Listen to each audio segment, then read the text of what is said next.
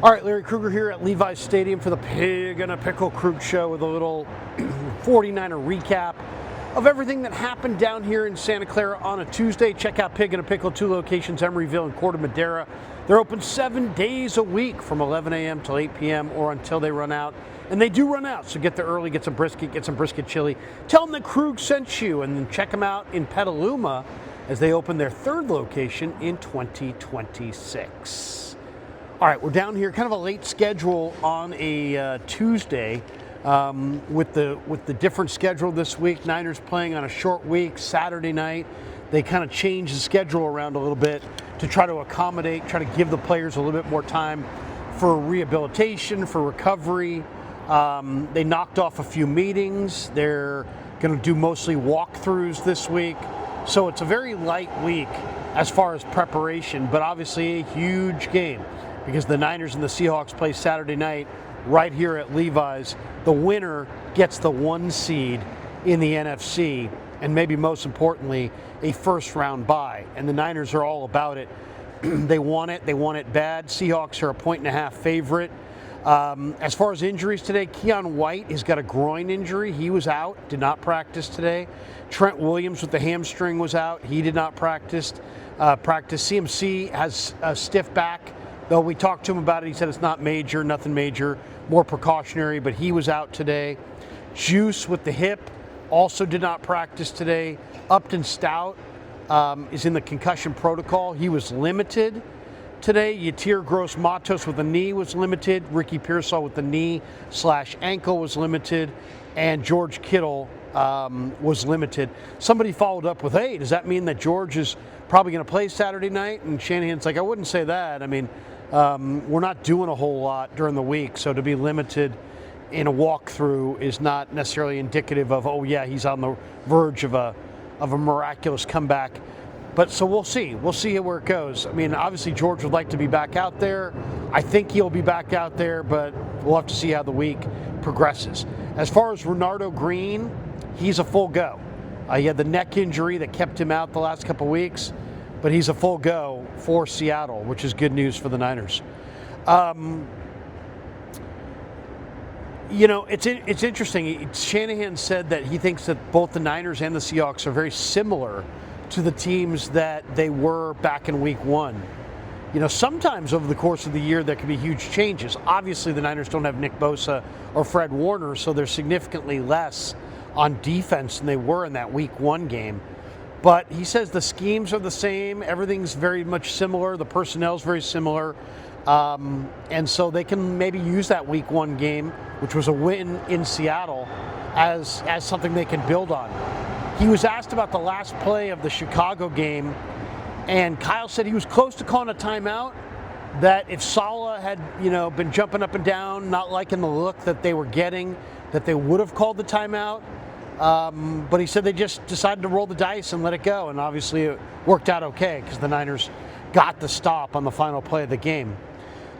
He was asked about the short week and what changes on the short week, and he's like, you got to eliminate almost all of the full speed practices. You got to knock off some of the meetings. He said, we're letting the players kind of come in a little bit later, but then trying to get them out of here at the same time, which lessens their workload and hopefully freshens them up for Saturday night. I think that's the thinking. Shanahan was asked about Austin Pleasant's performance, and he said, man, he came in on the second play, he didn't miss a beat. I'll say this about Pleasant. He talked to the media today, had a lot of poise, and he's ready to roll. If he's got to go Saturday night in place of Trent Williams, he's ready to roll.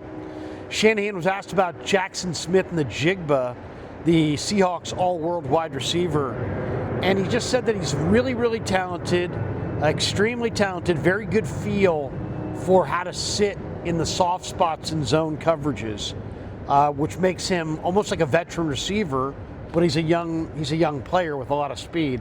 So he is a very difficult cover. Now, Demo Lenore said he wants to play JSN man-to-man.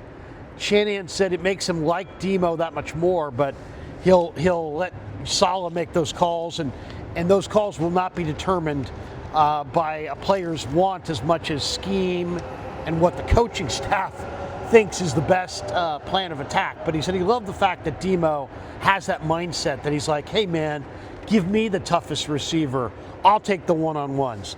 We should tell you that these 49er practice reports are brought to you by our friends at Plank. That's right, the 50,000 square foot entertainment eatery at Jack London Square. They just opened the Hub, a brand new sports viewing space with a massive 30-foot media wall, over 70 TVs.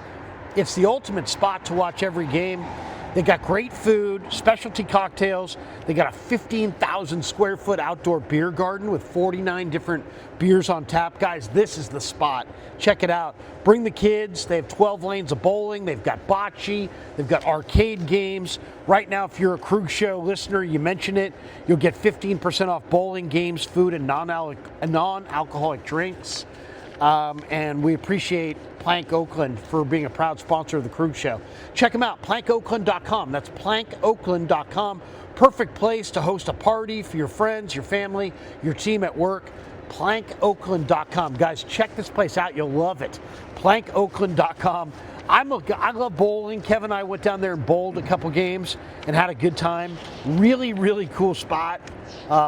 Man, when the weather gets really nice in the springtime, oh, that's going to be an amazing spot to hang out, watch some Giants baseball, maybe a good spot to watch the NFL draft. So check out plankoakland.com. All right, a couple other notes. Shanahan was asked about his memories from the Dre Greenlaw NFC title game tackle in 2019. And he said, one of the best plays I've ever seen. Greenlaw made that stop at the 1 yard line and the Niners went to the Super Bowl. He was asked about Austin Pleasance, and he said Austin Pleasance has been getting the Wednesday practice reps all year for Trent Williams, and thus he wasn't super raw and he wasn't super, he didn't have a bunch of rust to shake off. And a lot of that is because he's been practicing with the ones on Wednesdays in place of Trent. So kind of, giving Trent rest days has had a positive effect on the development of Austin Pleasance. I asked him about Mike McDonald's defense, and he said they're extremely sound. They've got a lot of good defensive players. He said they can stop the run, but they stay in that two shell and they don't give up big plays. And yet, they're really timely. He said McDonald's really, really timely with his run blitzes and his pass blitzes, and he just causes a lot of problems. So it's the greatness of their defense is partly players, it's partly scheme, and it's partly McDonald's timing on when to call the right blitz at the right time. One of the things Shanahan was asked about Isaac Guerendo, and it looks like Jordan James has moved past Isaac Guerendo on the depth chart. And he just said that James has been getting better on special teams as the year has gone on, and they wanted to reward him. Now, James is not going to play unless there's an injury, but he is now in front of Isaac Guerendo on the depth chart. Niners are going to be wearing their rivalry jerseys with the black and the gold face masks Saturday night. Look for that. All black jerseys. There's a lot of people that have bought them. I mean, it's a good-looking jersey. I don't love the helmet with the face mask in gold, but whatever. It's a one-time jersey. They're wearing it Saturday night. I think the Niners have a great chance to beat the Seahawks on Saturday night, despite the fact the Seahawks are a really good football team. And they roll in number 2 in yards per game allowed, in yards per game gained, or I should say in points per game allowed and in points per game scored. They're number 2 in the NFL. So that right there gives them an incredible statistical profile. Why do I like the Niners? Because Brock Purdy is better than Sam Darnold, and he's going to play better than Sam Darnold on Saturday night. Brock Purdy's playing the best I've seen Brock Purdy play. I mean, he is playing incredibly well, really, really well. Let's give you an idea of Brock Purdy, some of the numbers on Brock Purdy. Just since week 15, Brock Purdy, 976 total yards, first in the NFL. 13 total touchdowns, first in the NFL. 63 total first downs, first in the NFL. 74.2% completion percentage, first in the NFL. 11 passing touchdowns, first in the NFL. 53 passing first downs, first in the NFL. 42 completions of 10 yards or more, first in the NFL. 131.5 passer rating, first in the NFL. 11.3 passing touchdown percentage, first in the NFL. Brock Purdy's playing great ball. I like the Niners on Saturday night to beat the Seahawks because of Brock Purdy and Sam Darnold. Sam Darnold in the last 8 games, guys, he's 7-1, but he's thrown 9 touchdowns, 9 interceptions. He's averaging 220 yards per game passing. He's ranked 24th out of 33 teams as far as PFF grade, and he's 23rd in adjusted EPA per play. 9 touchdowns and 9 picks in the last 8 games for Sam Darnold. Give me Brock Purdy on Saturday night. We should tell you 49er football season is presented by Sleeper, the fastest growing fantasy platform in the world. It's a one-stop shop. You get blazing fast news, real-time stats, group chat, season-long leagues, and of course Sleeper picks for daily fantasy. Use promo code Larry, L-A-R-R-Y, and Sleeper will match your first deposit up to $100. Links in the description. Terms and conditions do apply. All right, couple other 49er notes before we get out of here. Frank Gore and Roger Craig potentially both can go to the Hall of Fame in the same year. How freaking amazing would that be? Frank Gore, the NFL's third all-time leading rusher, was announced today as a finalist for the Pro Football Hall of Fame class of 2026.